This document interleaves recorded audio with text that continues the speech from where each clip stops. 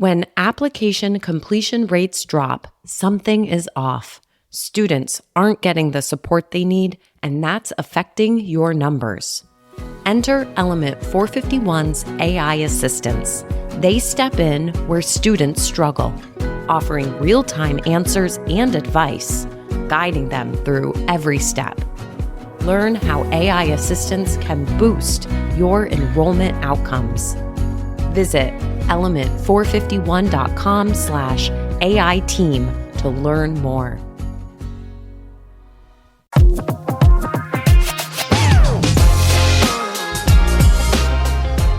Welcome to Breaking Silos, a podcast that shines a light on the incredible partnerships happening across campuses every day. I'm your host, Shane Baglini from Muhlenberg College. Join me every 2 weeks for discussions with some of the best minds in higher ed marketing, enrollment management, student affairs, campus leadership, and more. Breaking Silos is part of the Enrollify Network, a robust collection of podcasts designed to help higher education professionals like you grow. Explore our other shows at enrollify.org or check out some of my personal favorites linked in the show notes below.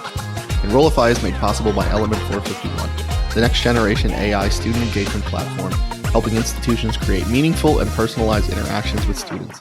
Learn more at element451.com.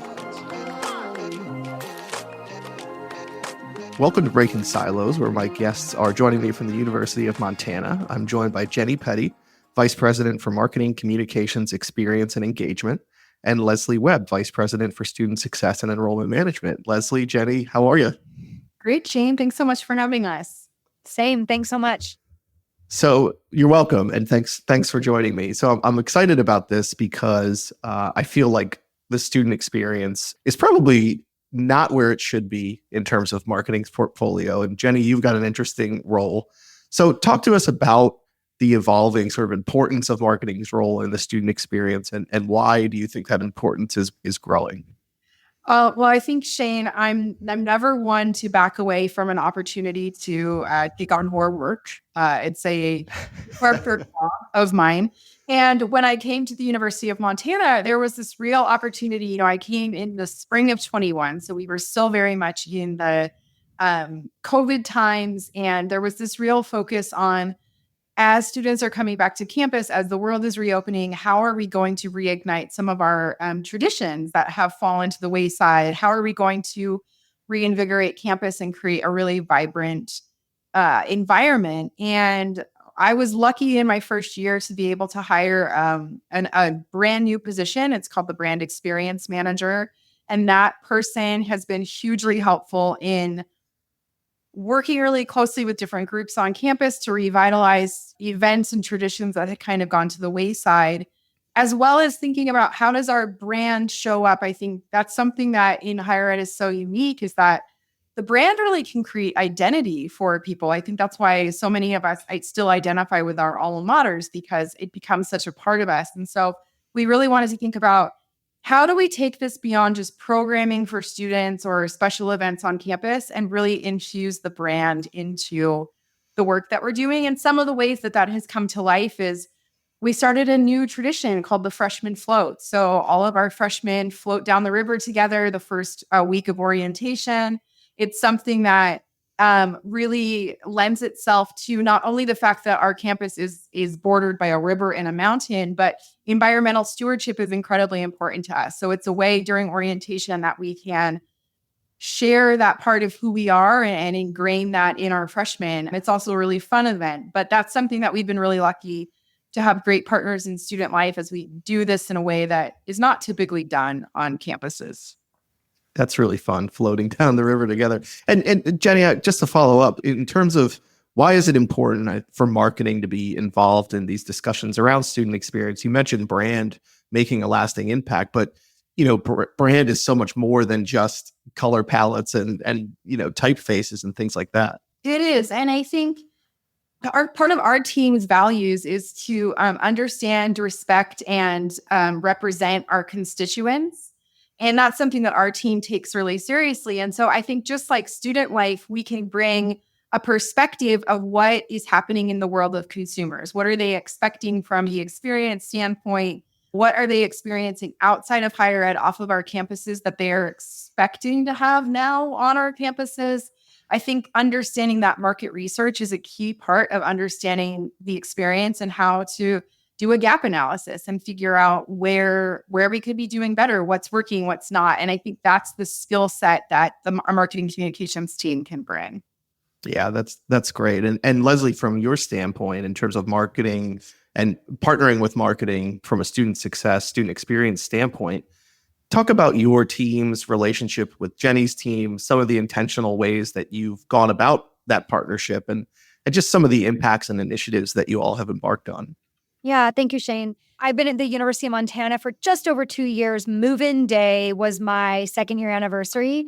It's a really cool day to have an anniversary because it's like you start, like I started with the freshman class. And so now I'm a junior.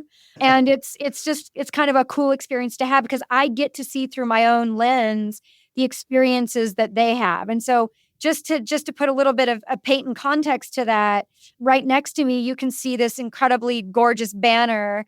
And I bring it to parent and family association meetings. And the reason is because it's an example of what a first-year experience for a University of Montana student can look like. You see the freshman float, and this entire thing is a representation of all the student co-curricular, extracurricular activities that they can engage in beyond the classroom. And it's a brilliant, beautiful representation of just how full the 150 hours that they spend outside the classroom can be. And this is marketing.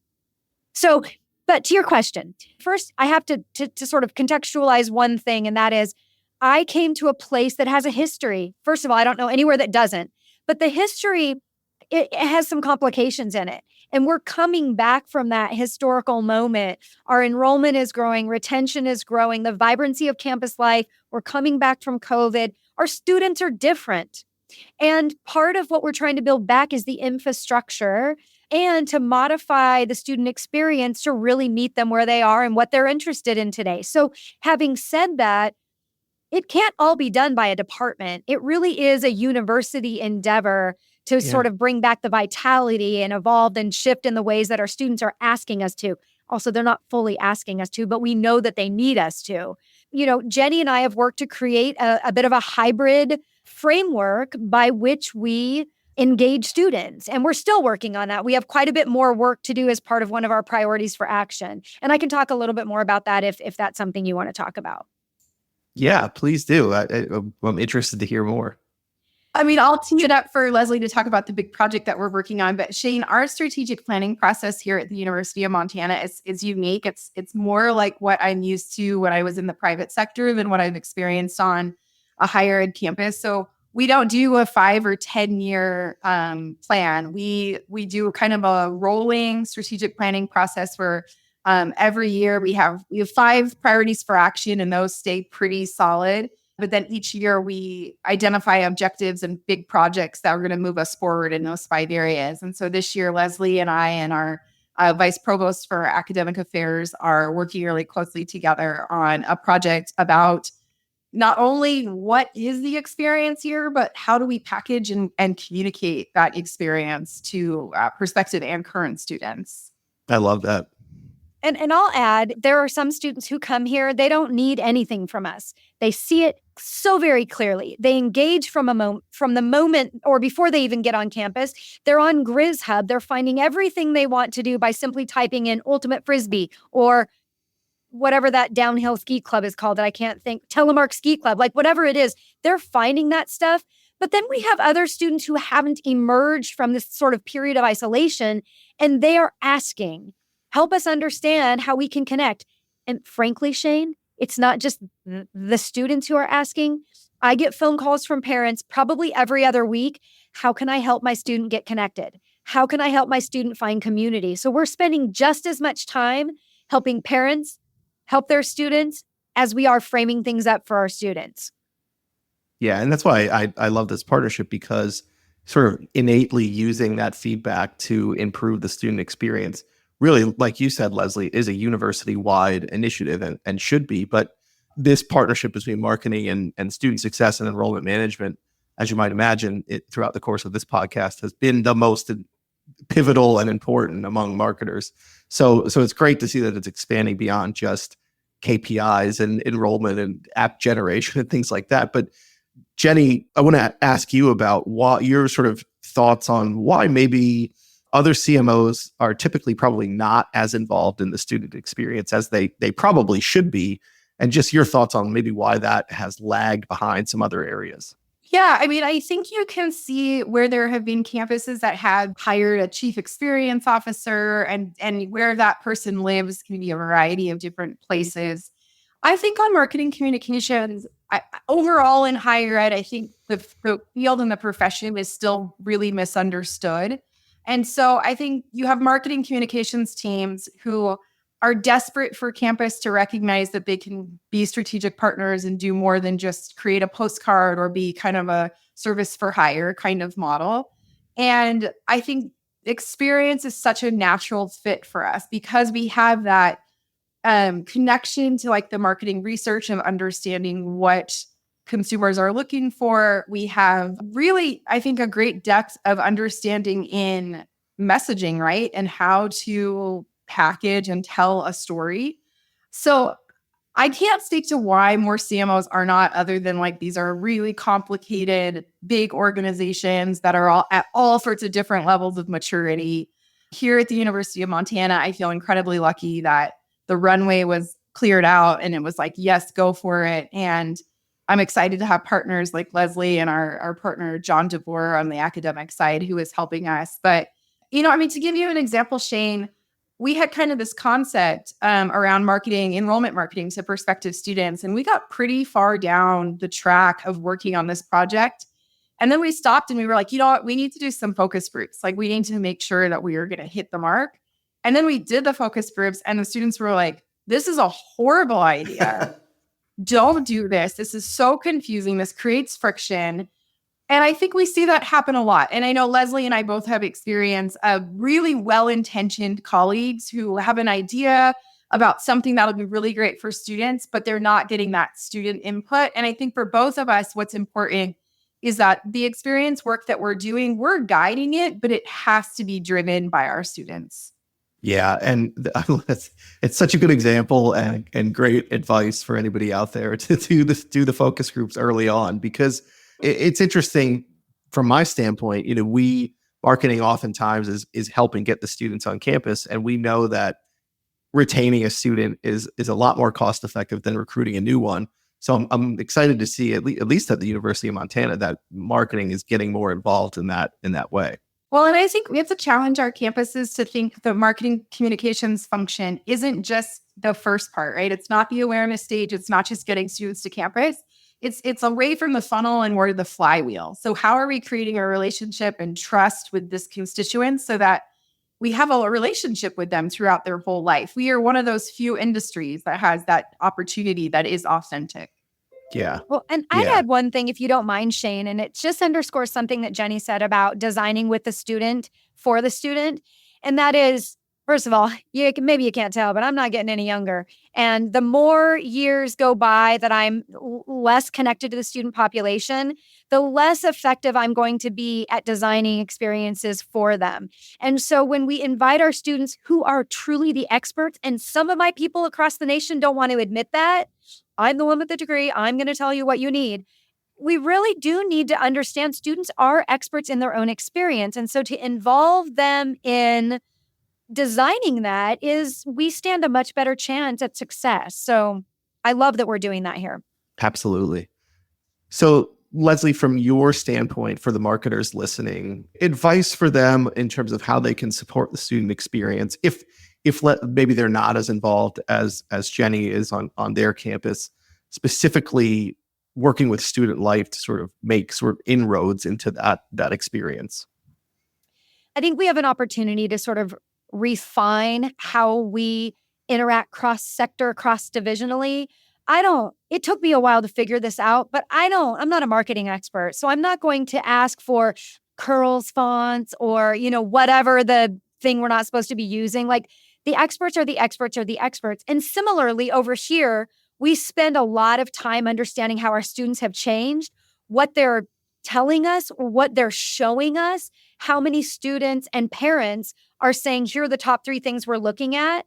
And we can offer that expertise up to our colleagues and invite them to share that narrative with us. So I think it's a little bit of a give and take. And I think it's an authentic partnership where we both recognize we have areas of expertise, and sharing in that with elements of vulnerability and sort of blunt truth telling. I think that makes us stronger. Yeah, that's great advice. And staying on the advice piece of things, Jenny, when you and I chatted before in our pre-interview, you mentioned taking a humble approach to these types of relationships. So can you give some advice for marketers, regardless of level of the organization, about approaching these relationships with learning and service first in their mind? Yeah, I mean, I think it's really important as marketers are wanting to be respected in other areas of the campus and be thoughtful partners and provide expertise in other areas, is to spend time truly understanding, whether you're working with the enrollment management team or student life, truly understanding their world. I think I came into this role and had this idea to have the brand experience manager. And as I got to know the student life team more, I just learned so much about how intentional they are with what they design for students. And, many of the events that on campus that you might see that look fun from the, surface level actually have deep learning outcomes attached to them. And I did not know anything about that world, but it helps me to understand their perspective more. And it helps us to come to the table and understand where our strengths are. And so I do think if marketers are interested in learning about or inserting themselves into the experience work or having a seat at the table, I think it starts with building trust and relationships with your campus partners.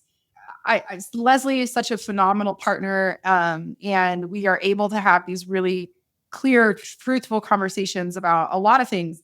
But this wouldn't have happened if she didn't have an open mind. So I think on the flip side, I would say we really want our partners on campuses to open their minds about how their marketing communications teams can function and just have curiosity about what each other do. And I think that's been so huge in helping us to make progress here really quickly. Yeah. And you mentioned the importance of kind of building these intentional partnerships. And I want to ask both of you, and Leslie, I'll start with you. One of the themes that has come from these conversations on this podcast as well has been the importance of these types of partnerships originating at the cabinet level. So can you speak to why that is so important, sort of from that top-down perspective of building these partnerships, and why overall campus leadership needs to be fostering these relationships?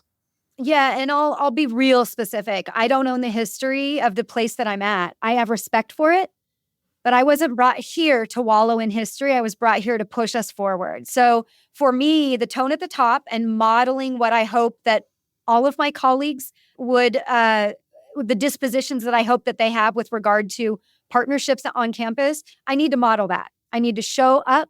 I need to model that. I need to be vulnerable. I need to recognize when, I think I stepped in it. Let's see if we can do that again. Ooh, I don't know anything about that. Tell me more. So modeling the way that I hope that other folks will show up, I think goes a long way. I think that this is a place Jenny's got sleeves on right now, but I guarantee you as soon as we're done with this call, she's going to roll them up and get right back to work.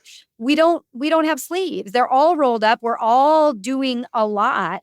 And having respect and recognition for that, I think is at the core, but also, again, modeling it for everyone. And would you say, Leslie, has that sort of impacted your team's perception of these kind of partnerships? Most of the time, these are folks more junior in the organization are really wanting these partnerships to form, but maybe feel like they don't have the authority or the support to kind of forge that relationship on their own. So has that trickled down to your team? I think I'm seeing movement. I'm seeing more hope connected to action. I'm seeing folks lean into what it means to bring folks into a conversation versus exclude folks because maybe they don't have expertise. We have areas where we need to continue to do strengthening work, but I am seeing movement. So I'd say yes, and there's more to do. That's great. And Jenny, from your standpoint, from your CMO vice president for Marcom position, why is it so important for marketing to have that seat at the table like you have, and then to use that seat at the table to sort of build these relationships across campus? I think just like Leslie, right? I wasn't brought here to keep things the status quo. I was brought here to build and fix and move forward and shepherd a team that is incredibly talented. I think when we talk about breaking silos, I think there's two parts to your question. First, Marcom needs a seat at the table and needs to be on cabinet because it is a strategic function. And I really believe that institutions where marketing is buried under other functions within the university, they're missing out on a huge opportunity of what a modern Marcom team could be doing for the university. So I think it's incredibly important to have a cabinet level position that is focused on this work. The second piece I would say, Shane, is that when we talk about busting silos, Leslie and I are really lucky to work for President Seth Bodnar, who came from a non-traditional background. Did not come up in academia. He worked in the private sector. He was in the military. And I would say, like, he does not believe in silos, and he expects us all to work together. And I think that expectation clears the way for partnerships like this to really flourish. And I think he sets that expectation for all of us. And then I think it's accepting that as you're doing new things, there will be tension. So sometimes there is tension that we have to work through between our teams. Sometimes there's who moved my cheese? Oh, that's my job. Like, you gotta work through that. But I think we do that in a way that does model to our teams that this is possible. And we see the outcomes of the work that we've all been able to do together has just been phenomenal. And we have so much more to do. But we have revitalized traditions. We've created new traditions. We have been able to communicate the student experience in a way that we haven't before. And we're just getting started, really. Yeah, that's great. I mean, creating new experiences at a university, talk about a lasting legacy for both you and your team. So that's really, really cool. And I think these partnerships are so important and are going to become more important, especially as we, grapple with what's going on in higher ed. So I appreciate the work you both are doing, and I appreciate you joining me to talk about it.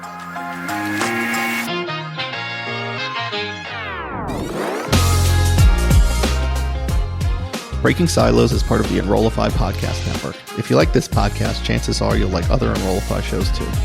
Our podcast network is growing by the month, and we've got a plethora of marketing, enrollment, and higher ed technology shows that are jam-packed with stories, ideas, and frameworks, all designed to empower you to be a better higher ed professional. Our shows help marketers and admissions professionals find their next big idea and feature a selection of the industry best as your hosts. Learn from Dave Cabilds, Jenny Lee Fowler, Eddie Francis, and many more of your favorite leaders in higher ed. Enrollify is made possible by Element 451, the next generation AI student engagement platform, helping institutions create meaningful and personalized interactions with students. Learn more at element451.com.